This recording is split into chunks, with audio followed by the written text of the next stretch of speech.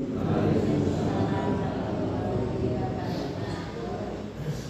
الحمد لله نحمده ونستعينه ونستغفره ونعوذ بالله من شرور أنفسنا ومن سيئات أعمالنا من يهده الله فلا مضل له ومن يضلل فلا هادي له وأشهد أن لا إله إلا الله وحده لا شريك له وأشهد أن محمدا عبده ورسوله الذي لا رسول ونبي بعده Amma ba'du. Kepada yang kami hormati segenap hadirin dan hadirat, khususan takmir Masjid Al-Qayyimah rahimani wa rahimakumullah. Sebelum lanjut saya ke belakang dulu nih. Kepada yang kami hormati segenap hadirin rahimani wa rahimakumullah. Pertama, mari kita panjatkan syukur kehadirat Allah Subhanahu wa taala, yang mana pada kesempatan malam hari ini kembali Allah taala kumpulkan kita untuk belajar ilmu agama. Untuk belajar ilmu agama. Dan kita masih membahas kitab Thalathatul Usul wa Adillatuha. Kitab Thalathatul Usul wa Adillatuha. Dan kita sudah masuk pada pembahasan tentang 3 hal, 3 masalah yang wajib untuk dipelajari oleh seorang muslim dan wajib juga untuk diamalkan. Menjauh kalau tembe mau niki baru saja nih kok berubah.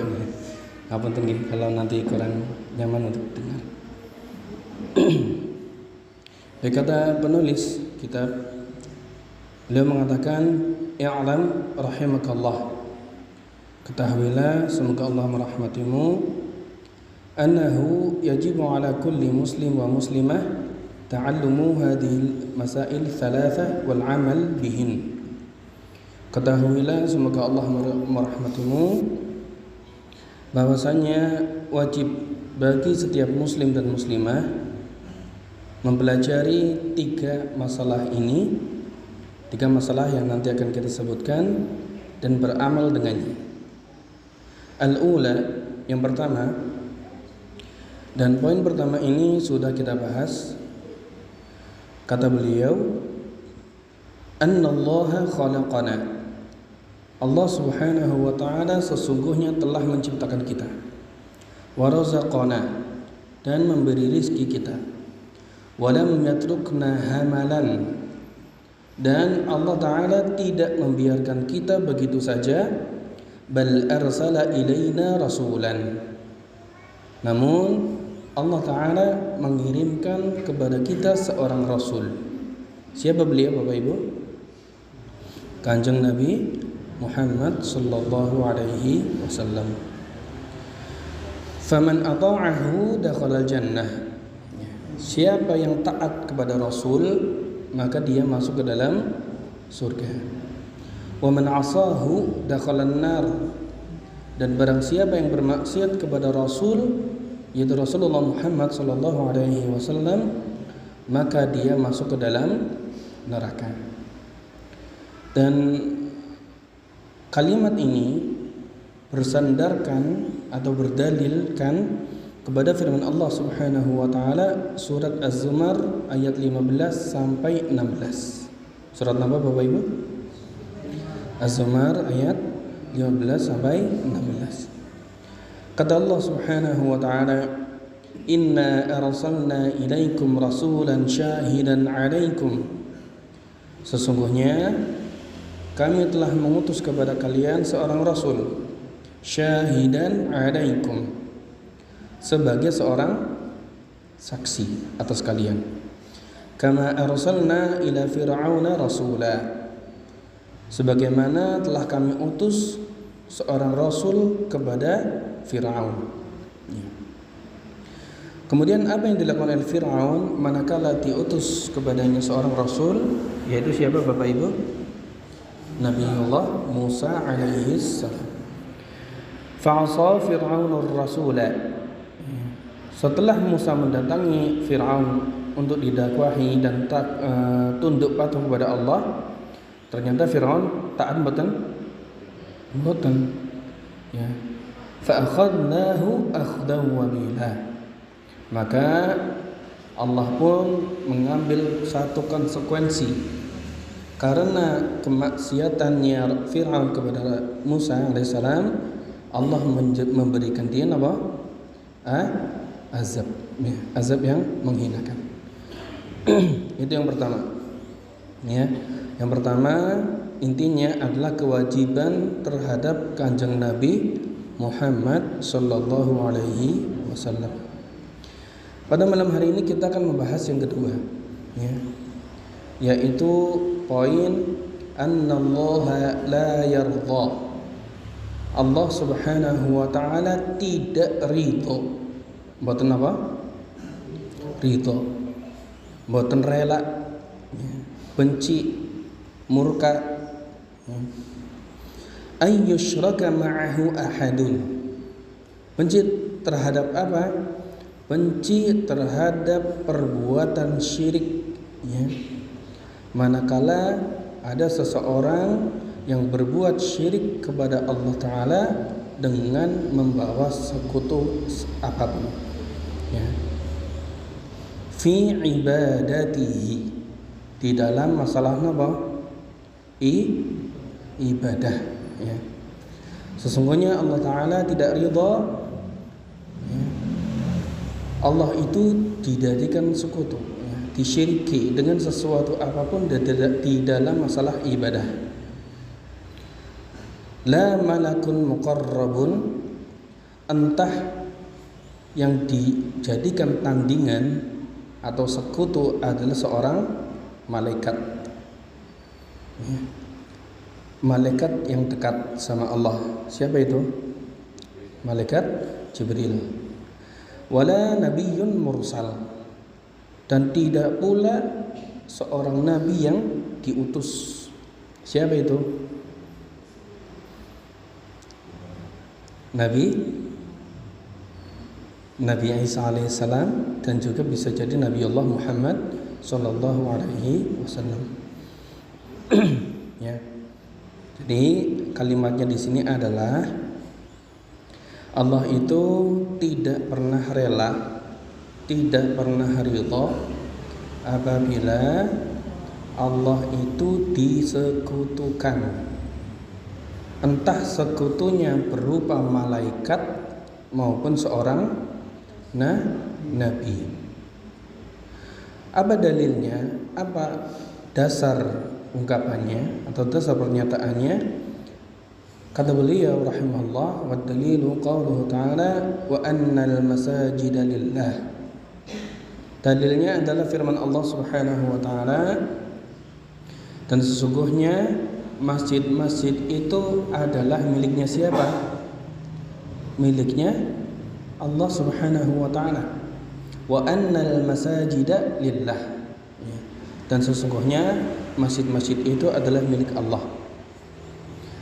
Kalau masjid-masjid itu milik Allah Subhanahu wa taala, fala tad'u ma'allahi ahadan. Maka janganlah kalian, kata Allah, janganlah kalian berdoa kepada selain Allah di dalam masjid itu, ya, dengan suatu apapun. Ya, sampai di sini paham Bapak Ibu? Paham nggih? Jadi Allah Subhanahu wa taala itu tidak pernah rela, dan konsekuensi dari ketidakridhoan dan ketidakrelaannya Allah adalah munculnya hukum haram untuk berbuat apa? Berbuat syirik, ya. Wa annal masajida lillah. Sungguhnya masjid-masjid itu miliknya Allah Subhanahu wa taala semata. Fala tad'u ma'allahi ahadan. Ya, dan janganlah kalian berdoa kepada selain Allah dengan suatu apapun. Ya, tadi kan disebutkan di Bapak Ibu, ada kita tidak boleh berbuat syirik kepada malaikat. Terus dan juga kepada siapa? Nabi. Dari mana kita mengatakan tidak boleh menyembah malaikat, tidak boleh menyembah nabi? Dari ayat tadi, dari kata ahadan. Dari kata apa? Ahadan. Dan kata ahadan, alif fathah, ha fathah, terus apa? Dal fathah tain, diakhiri dengan huruf alif lagi. Ahadan pakai tanwin akhir katanya, ya. Dan Allah itu tidak mengatakan fala tad'u ma'allahil ahada. Mboten memakai kata atau isim yang diawali alif lam. Kan bisa sebuah kata itu menggunakan apa? Alif lam. Contoh Ar-Rahman, Ar-Rahim, kan diawali alif lam ya. Kalau di sini kata ahadannya itu tidak pakai alif lam, tapi diganti alif lamnya menjadi apa? Memakai tanwin. Ya. Dan kata tanwin di sini, ya, isim atau kata benda ahadan atau alam di sini, itu kalau di dalam bahasa Arab itu namanya nakirah. Ada pernah belajar bahasa Arab di sini, Bapak Ibu? Dereng ya. Jadi itu namanya nakirah. Kalau ada alif lam namanya ma'rifat. Kalau nakirah itu katanya belum tentu. Ya, contoh kitabun, sebuah buku. Tapi kalau kita mengatakan kitabun, sebuah buku, bukunya ini masih belum jelas. Buku yang mana? Apakah buku di atas meja? Apakah buku yang di dalam lemari? Apakah buku yang tebal apa? Tipis. Ya. Tapi kalau kita katakan al-kitabu, berarti kita sudah menentukan kitab mana yang kita maksud. Ya. Dan kata ahadan itu belum mewakili apapun. Ya, tadi namanya apa? Nakirah. Ya. Dan kata ahadan di sini konteksnya adalah dalam kalimat larangan atau nafyu, ya. Larangan, peniadaan, ya. Sehingga manakala kata ahadan kok disebutkan pada konteks kalimat fala tad'u ma'allah, larangan, maka maksudnya adalah secara umum. Secara apa? Umum. Jadi dengan memahami kata-kata ini, ya, kalimat-kalimat ini, kita bisa ambil kesimpulan Bapak Ibu bahwa larangan Allah Subhanahu wa taala supaya kita tidak beribadah kepada selain Allah, larangannya itu larangan kita menyembah kepada apapun selain Allah. Apa itu selain Allah? Napa mawon selain Allah? Waktu, terus apa? Kangkung. Oh, matahari. Terus nama arca, keris. Boleh nggak pakai keris? Boleh, nenggo hiasan. Tapi ini kan diyakini aja. Napa malih?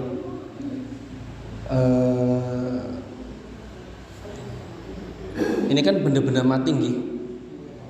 Boleh nggak kita beribadah kepada benda-benda yang hidup atau makhluk hidup? Loh kok mandek jawabannya? Selain Allah, malaikat Allah bukan? Bukan. Berarti malaikat berhak disembah? Tidak boleh. Meskipun malaikat Jibril. Termasuk yang tidak boleh dijadikan sekutu adalah para rasul.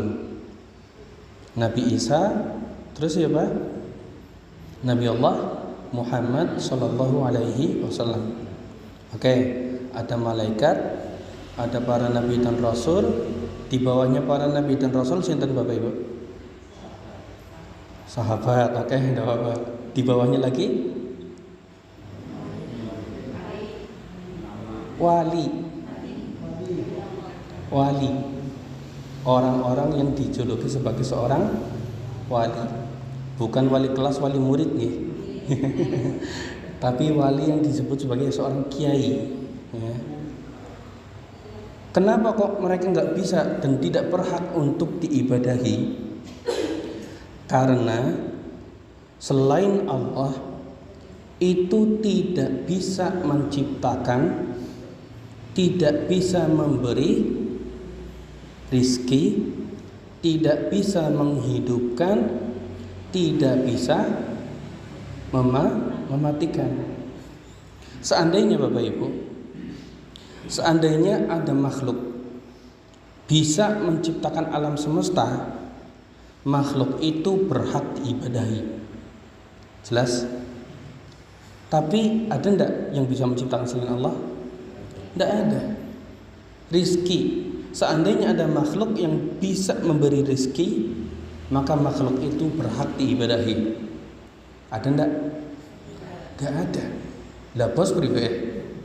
Bos pribadi. Bos itu perantara, pembeli perantara, ya. Baik. Jadi ahadan di dalam firman Allah fala tad'u ma'allahi ahadan itu mencakup seluruh makhluk. Entah itu makhluk yang hidup bernyawa, malaikat, rasul, nabi, wali dan selainnya. Terlebih lagi makhluk-makhluk yang tidak bernyawa. Seperti apa?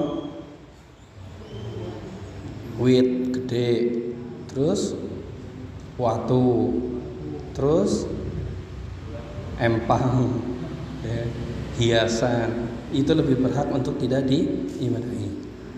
Ya. Baik.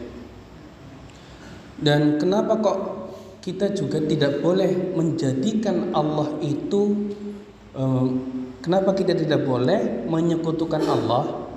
Tidak boleh kita membuat satu tandingan kepada siapa? Allah. Kalau di dalam bahasa Arab namanya syarik, ya, orang yang bersyarikat. Kenapa kok tidak menyembah kepada selain Allah? Karena selain Allah itu pasti selain Allah, kalaulah ada yang berhak disembah kepada selain Allah, maka selain Allah itu menyempurnakan Allah. Mubeng napa puyeng. Gini Bapak Ibu.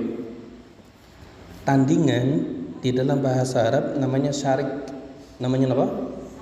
Syarik. Sana syarik nih. Pakai shin, syarikun. Artinya yang bersekutu atau yang disekutukan. Ya, contoh, ada seorang laki-laki. Kita setor ke orang ini. Ya, kita setor ke orang ini. Tapi kita juga punya bos kedua. Berarti berapa bos ini? 2 bos. Ini yang namanya syarik, sekutu. Di dalam masalah ini, sekutu dengan sekutu itu saling melengkapi, saling membutuhkan.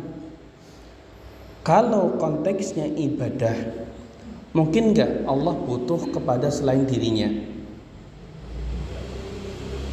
Ini pembahasan cukup dalam ya. Ini pengetahuan dasar sebetulnya, tapi harus paham betul. Mungkin enggak Bapak Ibu, Allah itu butuh makhluk? Mungkin enggak? Di sini enggak jawab ini. Butuh Pak? Allah butuh makhluk mboten? Butuh mboten? Masih bingung. Bapak-bapak beriki, Allah butuh makhluk mboten? Mboten. Allahus Samad. Allah itu berdiri sendiri. Allah Maha berdiri sendiri, tidak butuh makhluk. Kalau Allah sudah sempurna kekuasaannya, tidak butuh kepada makhluk, maka pastinya Allah itu tidak punya sekutu. Maka secara logika Bapak Ibu, hendaknya ibadah yang kita lakukan hanya kita berikan kepada Zat yang Maha Kuasa, Zat yang Maha Sempurna. Siapa yang Maha Sempurna? Allah saja. Baik, kita ambil satu sekutu. Sebagian orang mereka itu menjadikan Jibril sebagai sesembahan selain Allah, atau sering diistilahkan dengan nama Roh Kudus. Kira-kira malaikat Jibril butuh nggak sama Allah? Butuh. Mau menciptakan siapa? Allah kok. Nabi Isa alaihissalam ya disebut sebagai jelmaan Tuhan. Ya, jelmaan Tuhan masa keringetan untuk ke dia, kan nggak mungkin harusnya. Nabi Isa butuh Allah nggak? Butuh. Berarti Nabi Isa sempurna apa belum? Belum, karena butuh Allah. Ya. Nabi Muhammad SAW butuh Allah enggak? Butuh. Maka Nabi Muhammad SAW itu sempurna enggak? Loh kok diam? Nabi Muhammad itu sempurna enggak? Nabi Muhammad SAW itu manusia biasa, hanya dimuliakan dengan risalah kenabian. Tapi sebagai seorang manusia, Nabi Muhammad SAW butuh makan, butuh minum, butuh tidur, punya istri, tempat tinggal di rumah. Ya. Artinya Rasulullah punya kebatasan, ya. Punya batas kemampuan seorang manusia. Maka Nabi Muhammad itu bisa menandingi zat Allah enggak? Enggak. Maka yang kita sembah Nabi Muhammad atau Allah? Allah Subhanahu wa taala saja. Baik. Baik Bapak Ibu yang kami hormati, dengan ini kita memahami kalaulah memang nabi-nabi dan rasul padahal mereka itu makhluk mulia, makhluk suci, maksum, diamanahi oleh Allah membawa risalah agama ke atas muka bumi, dan juga para malaikat yang diciptakan dari apa? Diciptakan dari cahaya, yang mereka tentu tidak pernah tidak pernah melakukan dosa dan kesalahan, masih tidak boleh diibadahi. Lalu bagaimana kok bisa ada pohon sing deger gajih langsung ambruk, batu nek debuang maring kali langsung hilang, cincin lagi motor gigal terus hilang, kok jadi diibadahi? Mungkin tidak? Tidak. Logikanya kan seperti itu nggih. Termasuk wali Bapak Ibu, termasuk seorang wali. Di sini ada yang masih menyembah wali, karena sebagian orang itu tidak terima kalau kita katakan menyembah seorang wali. Ya, nanti kita bahas. Bisa ndak kita menyembah kalung Bapak Ibu? Bisa ndak? Kalung disembah bisa ndak? Ya bisa. Gimana Pak Priman Pak caranya Pak? Caranya itu ibadah hati, tawakal. Tawakal kan hanya pada Allah. Manakala tawakal kita dengan kalung, itu sudah beribadah kepada kalung. Contohnya, praktek nyatanya, metu ngomah ben ora oli bahaya nganggo kalung. Wis tawakale maring kalung. Ben laris nggawa banyu bening isi Oh biasanya isine kembang ben laris tawakal ya maring banyu kembang ben ana sing nglamar wis berumur tapi belum dapat jodoh memakai apa? Cincin atau memakai susuk. Tawakalnya pada cincin dan susuk. Ibadahnya adalah ibadah apa? Hati. Ya. Nah, permasalahan ini Bapak Ibu, permasalahan syirik ini, kalau kita lihat sekarang di masyarakat kita itu masih ada atau sudah hilang? Banyak saya itu Pak. Masya Allah. Napa tekar jamet sih wonten? Moga-moga boten lagi. Kalau di masyarakat sana nek masa panen biasanya wonten apa? Isinya siapa niku? Sajen nggih. Sing anu kados napa? Pring niku nggih. Isine kan biasanya wonten apa mawon? Dawegan, kembang, wedang kopi, udut, apa? Rokok, enduk. Biasanya harus niku. Itu kesyirikan apa sanes? Masih ada ndak di lingkungan kita? Karang jambe ta mboten nggih, insyaallah. Nggih. Nah, ini merupakan bentuk kesyirikan nyata. Dan Bapak Ibu, penyakit ini yang sebetulnya menjadi alasan ya, penyakit ini kan penyakit namanya, penyakit umat.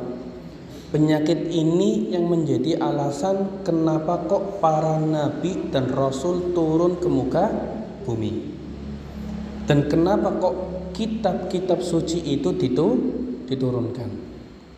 Supaya manusia itu jangan sampai menyembah kepada makhluk yang tidak sempurna. Supaya manusia itu mau menyembah kepada zat yang maha sempurna. Siapa? Allah Subhanahu wa ta'ala saja. Ya. Pertama, siapa nabi yang pertama? Nabi Adam. Tapi belum ada kesyirikan. Terus setelahnya nabi siapa? Nabi Adam, Idris, dan yang ketiga ini rasul pertama, yaitu Nabi Nuh alaihi salam. Ya. Dan ketika ya kami bacakan kisahnya, di awal kenapa kok sampai muncul kesyirikan adalah zamannya Nabi Nuh. Zamannya siapa? Nabi Nuh alaihissalam. Diceritakan oleh Ibnu Abbas, ada 5 orang soleh. Ini perhatikan di Bapak Ibu, nanti kita kaitkan dengan kehidupan kita. Ada 5 orang soleh. Berapa? 5. Wali 5. Satu namanya Wad. Namanya siapa? Wad. Kedua Suwa'. Siapa? Suwa'. Yang ketiga Yaghuth. Yang keempat Ya'uq. Yang kelima Nasr. Siapa saja tadi? Wad, Suwa', Yaghuth, Ya'uq, Nasr. 5 orang soleh ini adalah orang-orang soleh yang hidup di masanya Nabi Nuh. Dari kaumnya Nabi Nuh. Ketika 5 orang ini meninggal dunia Bapak Ibu, tentunya kan mereka diapakan? Bukan langsung disembah, dikubur dulu loh. Dikubur dulu. Sudah dikubur, ternyata saking cintanya orang-orang kepada 5 orang soleh ini, sampai setan itu menyusupkan bisikan ke hati orang yang mereka ditinggali, yang mereka tinggalkan. Supaya apa? Supaya membangun satu bangunan di atas kuburnya mereka masing-masing. Paham ya Bapak Ibu? Tujuannya hanya untuk kenang-kenangan dan ibroh, supaya kita bisa ambil contoh kesolehan mereka. Yang jadi masalah ketika sudah ada patung-patung itu, orang yang membuat patungnya itu tidak menjelaskan kenapa kok dibangun patung. Sehingga setelah mereka, orang-orang yang hidup setelah pembuat patung meninggal mengira 5 patung ini namanya apa? Mengira 5 patung ini sebagai Tuhan. Mulai detik itu Wad, Suwa, Yaghuth, Ya'uq, Nasr jadi berhala. Padahal apa? Padahal aslinya orang soleh. Ya, meninggal dunia dibangunkan patung untuk apa? Enggak langsung disembah sebetulnya.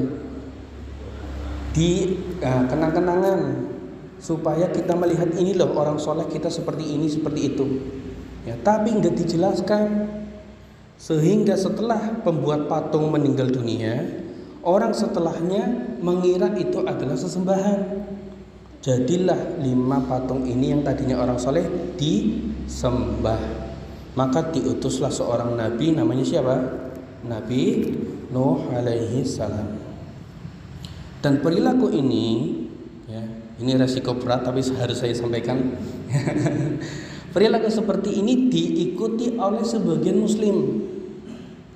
Di nasi Padang, di warung Padang ada foto orang Padang. Pecinya tinggi putih, kumisnya lebat. Ben apa? Ben laris. Sebagian orang memasang foto kiai ini, memotong foto kiai itu supaya apa? Ngalap berkah. Yang lebih frontal lagi Bapak Ibu, yang lebih frontal lagi adalah menjadikan kubur-kubur orang soleh sebagai tempat untuk tawaf, berkeliling. Manakala dinasehati supaya jangan seperti itu, alasannya apa? Alasannya saya kan cuma menghormati dengan cara tawaf. Sebagian lainnya mencium kijing. Maksud apa? Kijing. Saya kan menghormati. Sebagian yang lainnya ada kenang-kenangan apa ini namanya? Sorban. Ya, sorban. Dalam mazhab Hambali, sorban itu yang dikelilingi, yang diikat-ikat itu sebagian ulama mengatakan itu sunnahnya seperti itu. Tapi sebagian orang di zaman ini mengira itu adalah apa? Kalau orang meninggal dunia itu masih ada bekas apa? Berkah. Kalau dinasihati jangan seperti itu, alasannya apa? Alasannya aku tidak beribadah kepada ini, tapi ngalap berkahe, menghormati kiai ini. Ini banyak di kalangan kita. Ada ndak? Ada. Kalau saya ngomong ini di depan orang-orang seperti itu, saya dipukuli. Ya, tapi ini harus paham. Ya, ini harus paham. Ingat firman Allah Subhanahu wa taala, "Innallaha la yaghfiru an yushraka bih wa yaghfiru ma duna dzalika liman yasha." Allah itu tidak mengampuni dosa syirik. Termasuk kesyirikan sujud maring kubur, mencium kijing, ngelus-elus kuburan, gawak lemah kuburan, napa malih? Ya, ngarep napa? Masang foto ben oli berkahi kiai. Itu kan tawakalnya kepada siapa? Tawakalnya kepada foto, tawakalnya pada lemah kuburan, tawakalnya pada kijing. Ibadahnya enggak kepada Allah lagi. Dan orang-orang yang ingin meluruskan seperti ini, sayangnya dituduh sebagai orang yang tidak hormat kepada para ulama. Coba, mana yang lebih berhak kita bela Bapak Ibu? Yang lebih berhak kita bela itu haknya Allah atau hak para ulama? Lebih berhak haknya siapa? Allah. Dan tentu kita pun tidak akan menerima manakala kita dikatakan sebagai orang yang menghina atau tidak menghormati para ulama. Tapi kita menghormati dengan cara yang digariskan oleh Kanjeng Nabi Muhammad sallallahu alaihi wasallam. Caranya bagaimana? Caranya bagaimana? Menghormati ulama, satu, mengikuti nasihat mereka, mencontoh perbuatan mereka. Kalau mereka punya kitab, kita kaji kitabnya. Itu contohnya. Bukan datang ke kuburan mereka, sujud kepada kubur mereka, minta-minta kepada mereka. Sementara ada Allah Subhanahu wa taala yang Maha mendengar, Maha melihat. Namun saya agak emosi nih gini. Baik, tidak apa-apa kan seperti ini kan? Atau saya diboikot? Tidak lagi. Baik. Jadi sekali lagi kita hanya ingin meluruskan semua yang disembah selain Allah. Ini Bapak Ibu, semua yang disembah selain Allah itu kedudukannya sama dengan kita. Kedudukannya apa? Sama dengan kita. Sebagai apa? Sebagai seorang makhluk, dan mau tidak mau posisinya sebagai seorang hamba. Sama-sama seorang makhluk, sama-sama hamba. Coba nanti dibuka surat Maryam ayat 93. Surat apa? Maryam ayat 93. Allah Ta'ala katakan, in kullu man fis samawati wal ardi. Ya.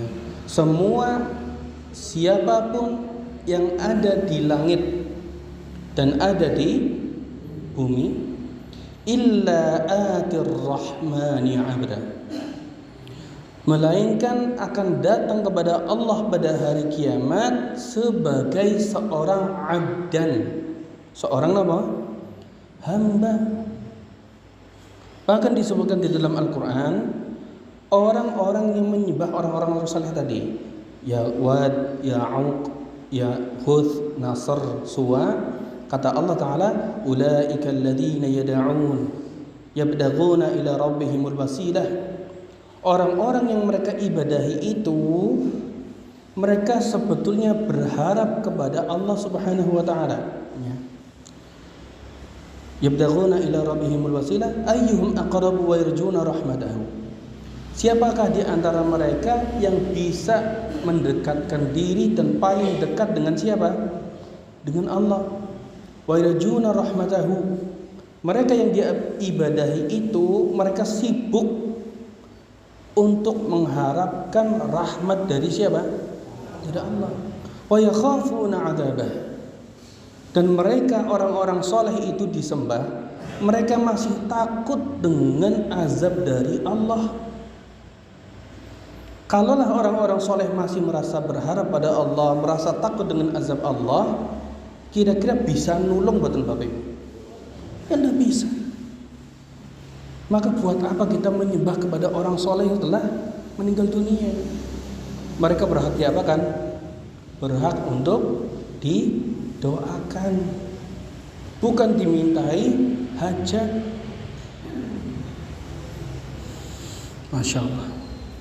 Nah ini kalau nanti Bapak Ibu dengar hadis, kok ada ungkapan atau kalimat yang mengatakan, siapa yang ingin masuk surga, sebutlah namaku, pasti masuk surga, pasti terlindung dari neraka. Keton lobone Bapak Ibu. Jelas napa? Bohongnya. Karena orang yang sudah meninggal itu pasti sibuk dengan urusan akhiratnya masing-masing. Kita sebagai hamba yang masih hidup itu mintanya kepada Allah, bukan kepada orang yang telah meninggal dunia. Ya, dipahami Bapak Ibu? Jadi materi kita ini bukan sekedar teori, bukan sekedar apa? Teori, tapi untuk diamalkan. Ya. Kalau nanti kok dimintai untuk atau diajak jalan-jalan ke ziarah, ke tempat apa tadi? Kuburan, catatannya jangan sampai minta-minta ke ahli kubur. Minta sama Allah supaya dia diampuni boleh, Tapi minta-minta sama ahli kubur ndak boleh. Lebih parah lagi, minta pertolongan kepada jin sing bawa reksa, jin sawah, jin kali, jin uwit, jin apa maning? Jin WC. Naudzubillah min dzalik.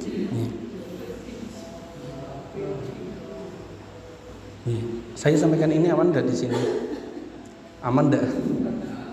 Insyaallah. Jadi misalkan ini sebetulnya masalah ini memang perlu dibahas panjang lebar. Ya, tapi saya sampaikan hanya kulitnya saja. Tapi intinya paham ya Bapak Ibu. Kenapa kok ada orang-orang soleh disembah tadi diawali zamannya siapa? Nabi Nuh. Ada Wad, Yaghus, Ya'uq, Nasr, Suwa'.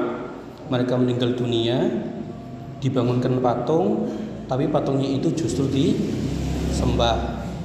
Diikuti orang-orang zaman ini, memasang foto, memasang kaligrafi yang ada gambar-gambarnya. Nah itu nggak boleh. Ya, minta hanya kepada Allah Subhanahu wa taala saja. Baik.